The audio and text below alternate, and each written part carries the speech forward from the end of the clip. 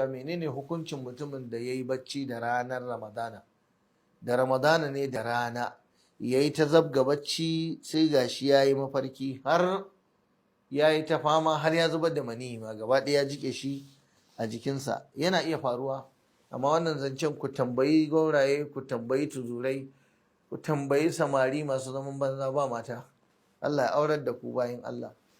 Allah raba mu da zama haka, da matan da mazan gaba ke dai suna cikin kunci. Wani ba Allah yake cewa duk wanda ya kuskure bai aure ba ya gama da kansa.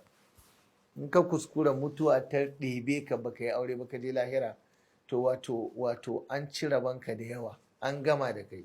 Kai maza maza ka haɗa kuɗin aure da sadaki da sana'a mai ƙarfi ka je kai aure ka raya sunan manzon Allah sallallahu alaihi wasallam. Ke ma ki daina dogon boko, a tafi gidan miji a je a yi aure, a samu daɗin rayuwa, a samu nutsuwa, a samu rayuwa da miji da kwanciyar hankali, da wanda zai yaye miki damuwa, da wanda zai faranta miki, da wanda zai ce bari, da wanda zai ce yi, da wanda zai nuna yana damuwa da ke, yana kaza na kaza. Amma kika ta zama kina boko har tsautsayi yasa kika zo kika faɗi kika mutu ba ke aure ba. Kai, an ci da rabanki da yawa kwarai da gaske.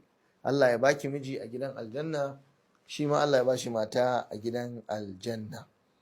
So idan mutum ya yi mafarki yana azumi, ya yi mafarki ya jike jikinsa da mani, fa inna la yafsudu sawmuhu ijma'an.